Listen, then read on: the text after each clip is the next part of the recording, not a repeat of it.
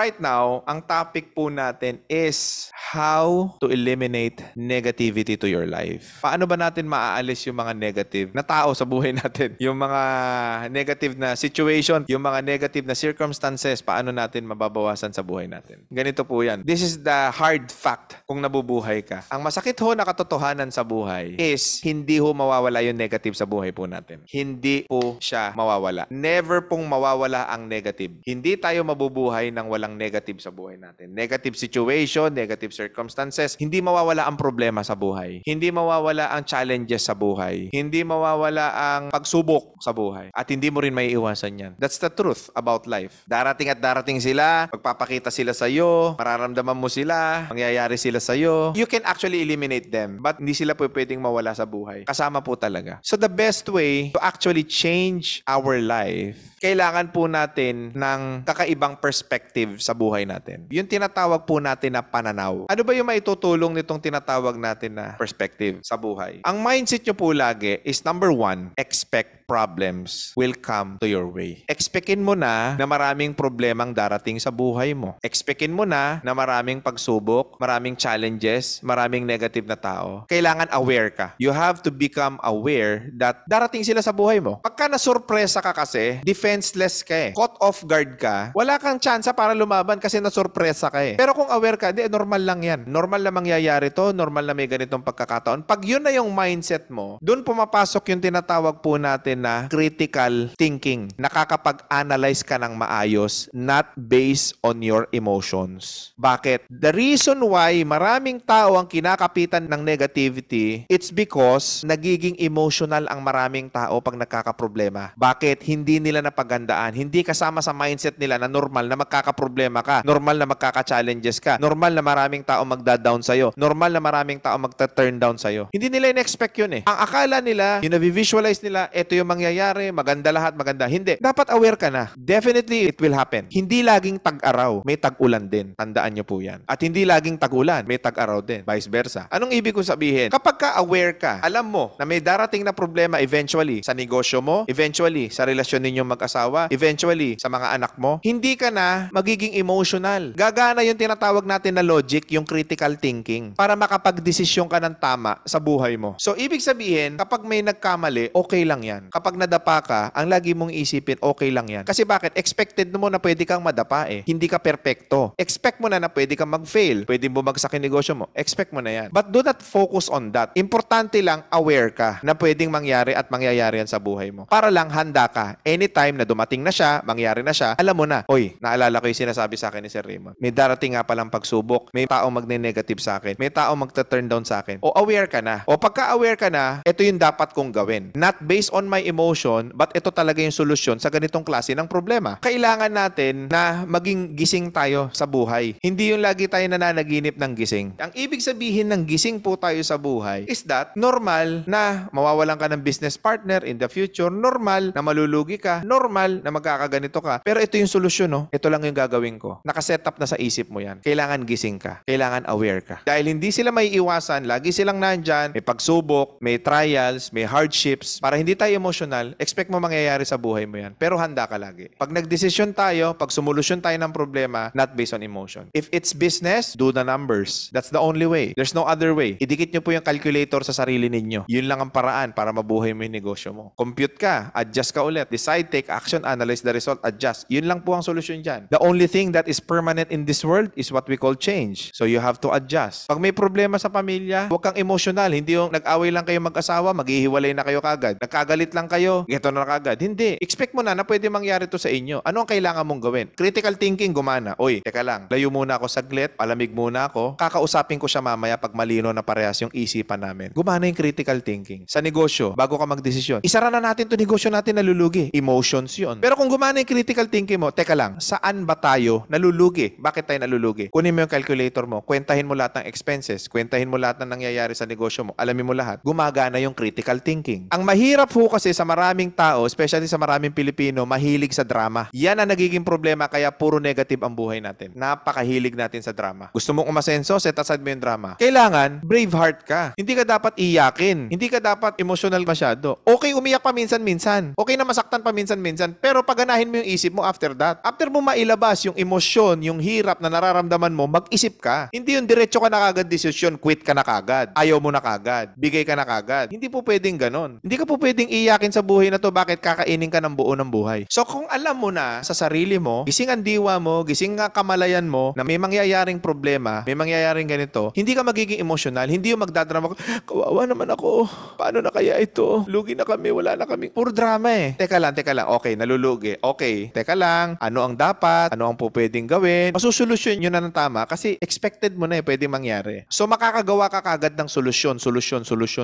Next thing, yung mga tao na nagda-down sa'yo, yung mga tao na nagsasabi sa'yo, may pangarap kang binubuod, may gusto kang marating sa buhay mo. Pero nandyan sila, nakapalibot sila sa'yo, dinadala ka sa ibang bagay, dinadown ka, dinidiscourage ka, or kaya yung iba naman, nililibang ka para mawala yung focus mo doon sa ginagawa mo. Ano ang kailangan mong gawin? Ipagpaliban mo muna sila. Di ko sa sinasabing iwan mo. Ibig sabihin, do not focus on them. Kasi meron kang ginagawa na importante sa buhay mo, para sa pamilya mo, para sa anak mo, para sa asawa mo, para sa buong angkan ninyo. Gusto mo nang ikat yung poverty line. Aba, teka muna. Dito muna ako. Ito yung focus ko. Iwasan mo muna. Alam mo na nga yung kaibigan mo, yung kamag-anak mo, siya yung magda-down sa'yo, siya yung magsasabi sa'yo hindi mo kaya, siya yung magsasabi sa'yo ganito ka lang. Doon ka pal, dikit ng dikit. Doon ka ng lapit. If you want to become successful, change your circle. Improve your circle, actually. Hanap ka ng mga quality ng mga tao. Yung parehas na mindset sa'yo, same level of thinking, same level of mindset, same level of goals sa buhay. Doon ka dumikit sa kanila. Sila yung bigyan mo ng oras. Sila yung lagi mong kasama. Bakit? Whenever na magkakaroon ka ng problema, may isang taong positibo na mag-a-advise sa'yo ng tama. Kasi kung iba lang yan, nagkaroon ka ng problema, ang sasabihin sa'yo, tama yan, mag-quit ka na. Tama yan, iwanan mo na yan. Tama yan, tigilan mo na yan. Kasi hindi kayo parehas ng mindset eh. Pero kung may nakakaintindi sa'yo yung tao na may same goal, same perspective ng buhay kagaya sa'yo, alam mo, wag ka mag-quit, ganito gawin mo. Mapapayuhan kita ng tama. Ganito, nangyari din sa akin yan. Minsan kasi, ang pinakamahirap po sa buhay, kung sino pa yung mahal mo sa buhay, sila pa yung jeje mo ng buhay mo. Sila yung patawa ng buhay mo. Sila yung comedy ng buhay mo. Nakakainis. Kung sino pa yung mahal mo sa buhay, kayo pa tong negative. Kayo pa tong ayaw. Kayo pa tong hindi naniniwala sa akin. Kayo pa yung magda-down sa akin. Ang hirap nun. Kaya, kung ganon, di ko sa sinasabing iwan nyo, I mean, makisama po kayo sa mga taong pwedeng makatulong, pwedeng makapag-provide ng value sa buhay ninyo. You know what's the best thing about being friendly? Is you gain connections. Na yung magiging connection mo is someone na pwedeng makatulong sa'yo. Kaya kailangan friendly ka talaga. Kailangan approachable ka. Kung kailangan, i-practice nyo po yan. Kaya nga sinasabi ko, kailangan confident po kayo eh. So, the reason why most of us are continuously failing because we are too emotional. Hindi kasi pamilya, sir eh. Hindi kasi tropa eh. Hindi kasi ganito eh. O kaya ganun yung buhay mo. Once na makuha mo na yung tagumpay na gusto mong makuha sa buhay mo, lahat ng mga taong nag-down sa'yo, nag-discourage sa'yo, nagsabi sa'yo na mag-quit ka na, nagsabi sa'yo na tumigil ka na, nagsabi sa'yo na huminto ka na, lahat ng mga tao na yan, pag naging successful ka, pasasalamatan mo sila. Bakit mo sila pasasalamatan? Kasi kung hindi dahil sa kanila, hindi ka naging matibay. Kung hindi dahil sa kanila, hindi ka naging matatag. Kung hindi dahil sa kanila, hindi mo narating yung success sa buhay mo. Bahalang araw, babalikan mo sila. Pag nakuha mo na yung pangarap mo, yung bahay mo, yung sasakyan mo, yung travel nyo, yung savings nyo, yung buhay na pangarap nyo sa buhay nyo, darating at darating at darating ang panahon na pasasalamatan mo yung mga taong nag-down sa'yo. Malayo ka na kasi.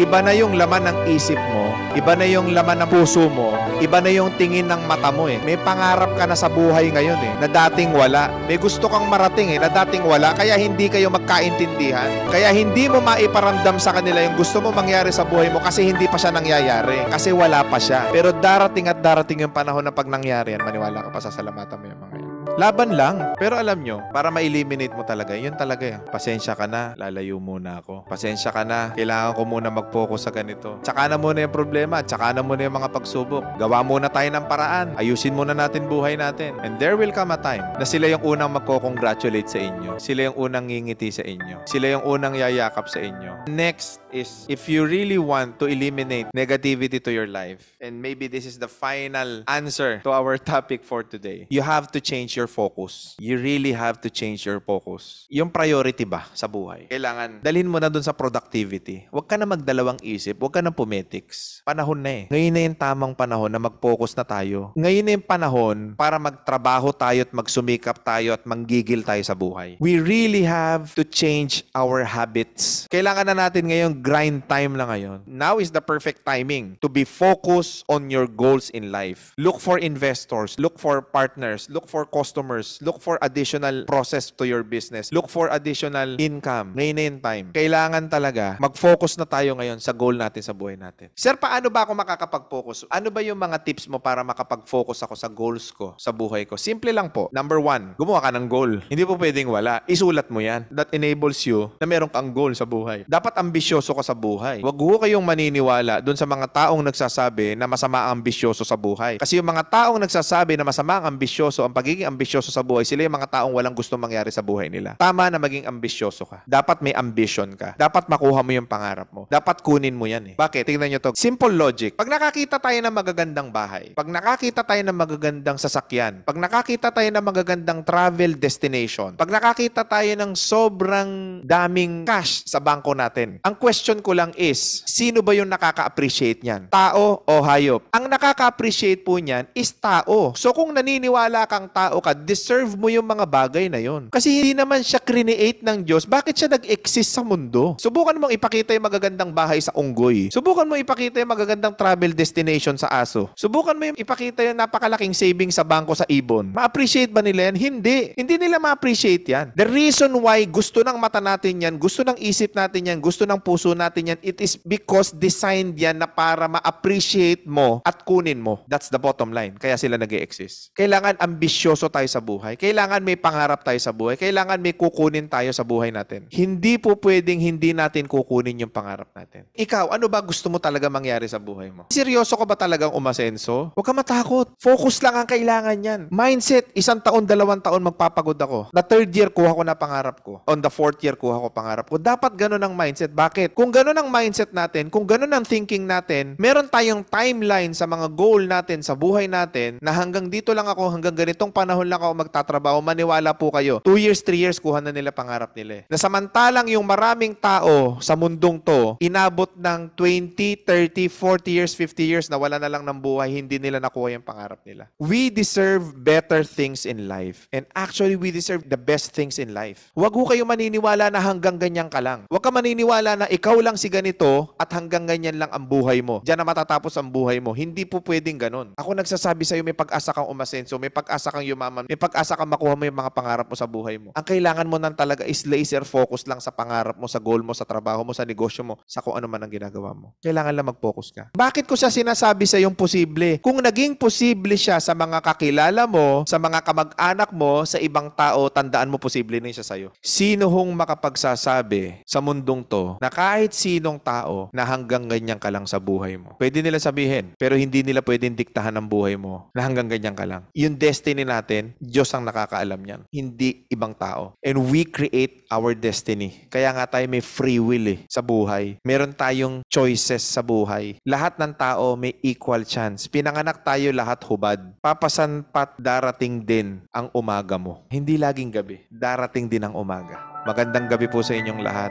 and God bless you all.